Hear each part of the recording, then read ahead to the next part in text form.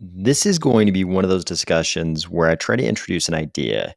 If you watch this channel, you might have picked up on my love of ideas that exploit human weaknesses to get humans to do the right thing.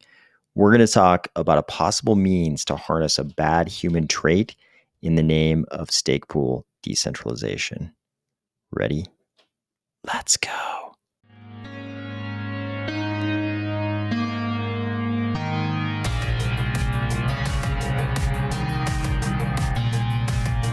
Today, we're going to discuss this little idea. We're also going to talk about the current flow of stake back to the single pool operators, the mainstream picking up on Cardano's super high adjusted transaction volume, a side note to that case on staking reward taxation we talked about recently, and the new look for MuesliSwap. I'm a little bit of a realist. I like to deal in realities. And the facts we're confronted with right now are that delegators do not care about social media posts begging them to delegate to single pool operators for the good of decentralization of stake pools.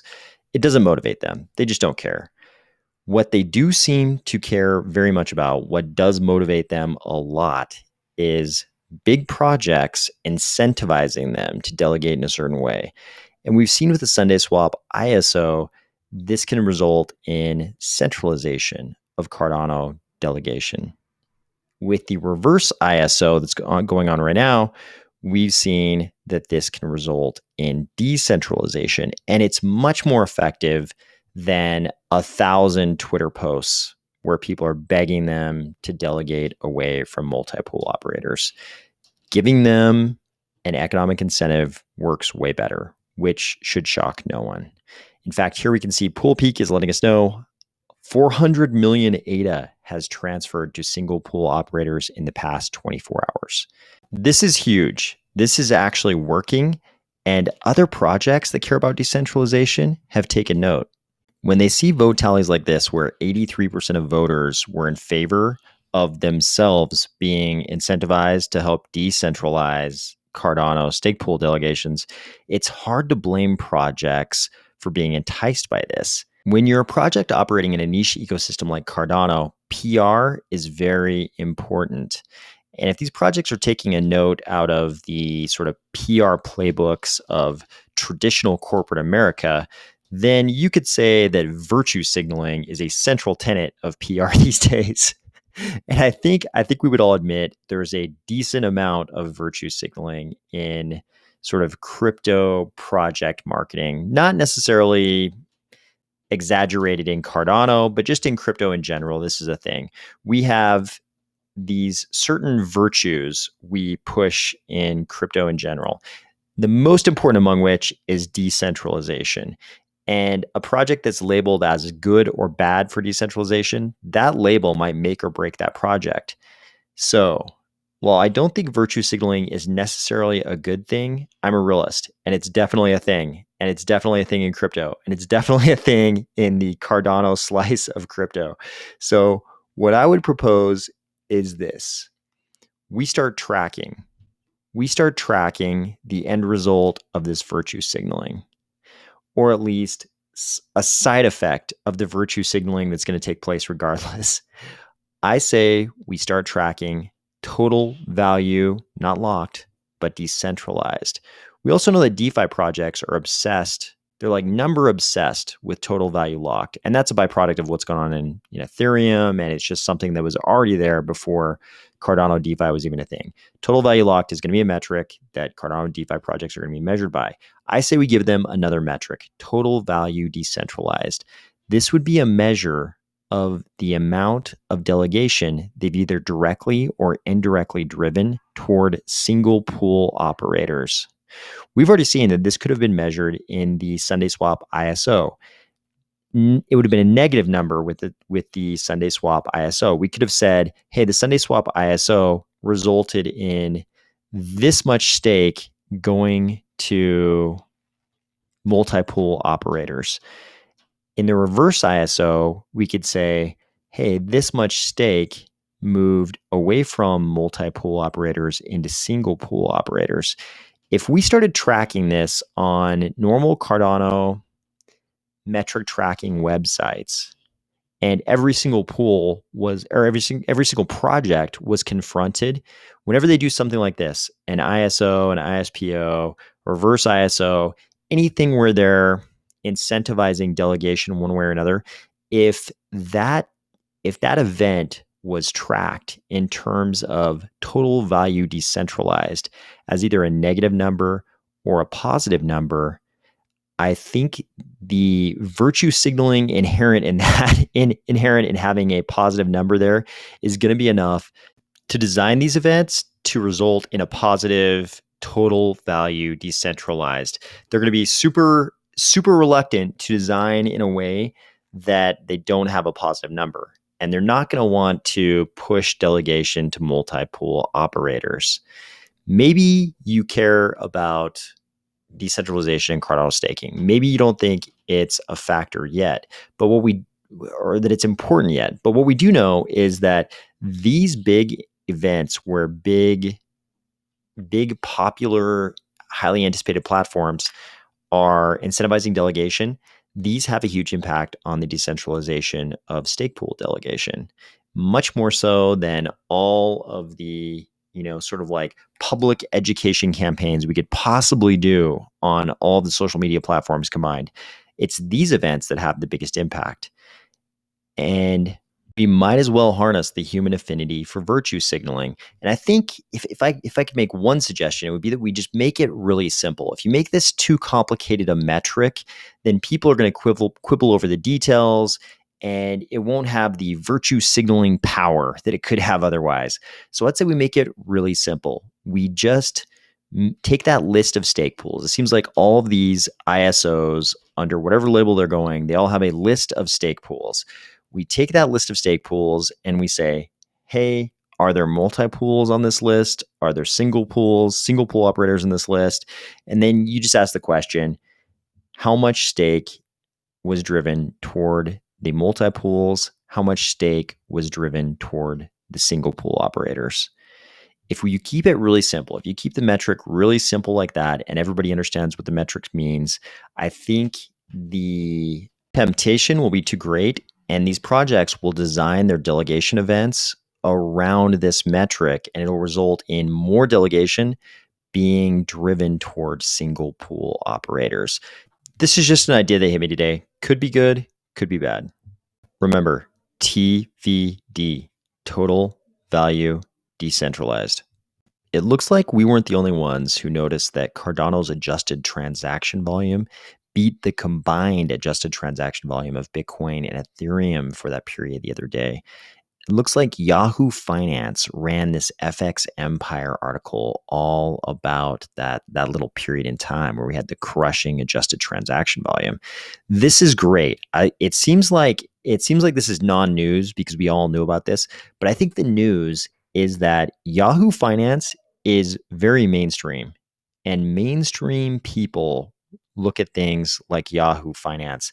I still contend that Charles's conception of an island, a pond, and an ocean applies as much to regular consumer adoption as it does to the developer adoption he was talking about. His idea was that Cardano was like an island, Ethereum was like a pond on that island, and the real addressable market was this ocean of developers who have nothing to do with crypto up to this point.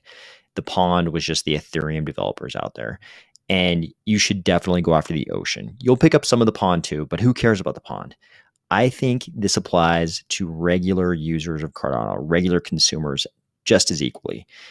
We've got this pond of other crypto blockchain maximalists, basically. The people you see fighting with Cardano people all over Twitter.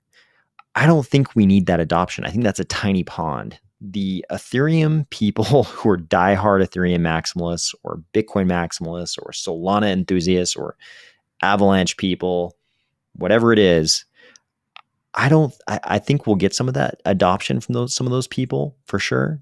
But I think the real addressable market is the ocean of people who don't have anything to do with crypto, or they're very casual users of crypto. Maybe, they bought a tiny bit of Bitcoin on Coinbase, or they bought a little bit of Bitcoin and Ethereum on Coinbase, but they don't really know anything about crypto. When they see headlines like this on Yahoo Finance, Cardano transaction volume beats that of Bitcoin and Ether combined, just reading that title, even if they don't click it in the article, if they see that title in the thumbnail, that's going to say something to them about the legitimacy of Cardano. And it doesn't matter what Ethereum maximalists or Bitcoin maximalists on Twitter say, because they're never going to see that. They're going to see this.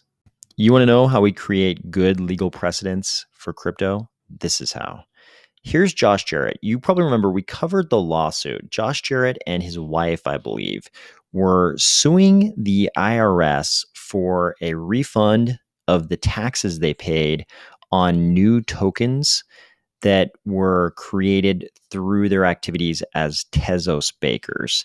So you probably know Tezos bakers, they're block validators, just like our Cardano stake pools. The idea of the Jarretts is like, hey, when a farmer plants a seed and that turns into a crop, he doesn't owe the IRS money the second that that seed becomes a crop. When a painter paints a painting, he doesn't have to pay the IRS the second his painting is finished. They might have to recognize income when the painting is sold or when those crops are sold, but that's the right point to be taxed, not the point at which these tokens come into existence because of their block validation activities. Here's the interesting part. The IRS tried to settle. Apparently, they sent this letter to the counsel for the Jarretts and offered to give them a full refund. It looks like it was only $3,793, full refund of the taxes they had paid on their Tezos Baker activities. But lucky for all of us in the crypto, Gen 3 world where staking's a thing, Josh Jarrett and his wife understand how legal precedents are created. It doesn't matter that they're just arguing over a little less than $4,000. He knows that it's the precedent that will be super valued to the crypto community.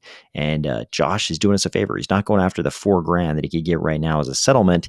He's going after regulatory clarity in taxation. Hey, what do the courts think is the proper time for block validators to get taxed for coins or tokens created in the course of those block validation activities? So Josh's counsel sent this letter back to the person at the IRS, or at least the Department of Justice Tax Division, who was handling this, and basically said, hey, we're not going to take this settlement amount. As the question will arise for the Jarretts again in subsequent tax years, they would remain at risk even if they accepted the proffered refund. Notably, you stated on the call the IRS has not processed any refund for the Jarretts. The IRS will also apparently not provide any assurances with respect to the sole issue that gave rise to this litigation, whether tokens created through staking a particular cryptocurrency constitute taxable income at the time of their creation.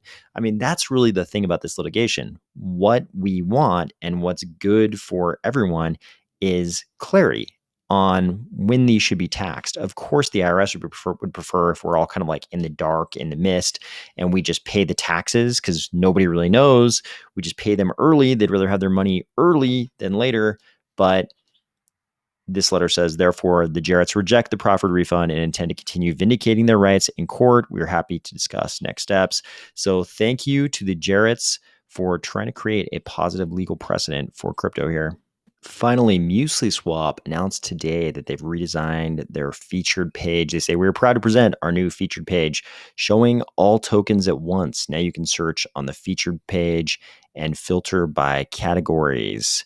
I think this is important. We tend to focus inside the crypto space. I think, especially inside the Cardano space, we tend to focus a lot on protocols and what those protocols could mean for achieving the goals of Cardano, creating this level financial playing field for everyone, getting rid of the parasitic middlemen we see in all forms of finance, all those kinds of things.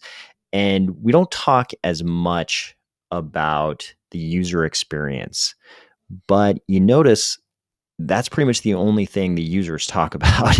And I think if we're going after the strategy of attacking the ocean and not just the pond, because surely a lot of people in the pond also think like us. They think a lot about the protocol and all the things, all the interesting intellectual topics that revolve around, protocol use and all those kind of things. But if we're attacking the ocean, the people in the ocean, I don't think they really care about those things. I'm sure they'll embrace, the idea of decentralization and getting rid of the parasitic middleman. They'll embrace those things. But if it's not a good user experience, they won't embrace the actual platforms and they won't want to actually use crypto. And probably one of the reasons why they love to use things like Venmo and they're not using crypto really, it's probably a lot of it is just ease of use and the user experience. Definitely some piece of that easier use of something like Venmo versus crypto has to do with the regulatory limitations on the fiat on ramp piece for crypto. It's a lot easier for someone to use something like Venmo than it is for them to figure out how to use a centralized exchange to get their fiat into the crypto ecosystem and then somehow make their way over to Cardano and then figure out what's going on in Cardano. I don't expect every project to have an answer right now for that piece, but I do really appreciate these kind of refinements in user experience like we're seeing with MuesliSwap already.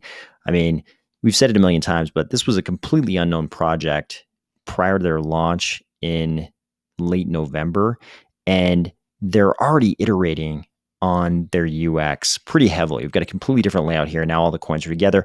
I really appreciate this kind of thing. I hope every Cardano project just continues iteratively refining their user experience until we have fantastic, great projects across the ecosystem. Hope you're having a great week, and I will talk to you tomorrow.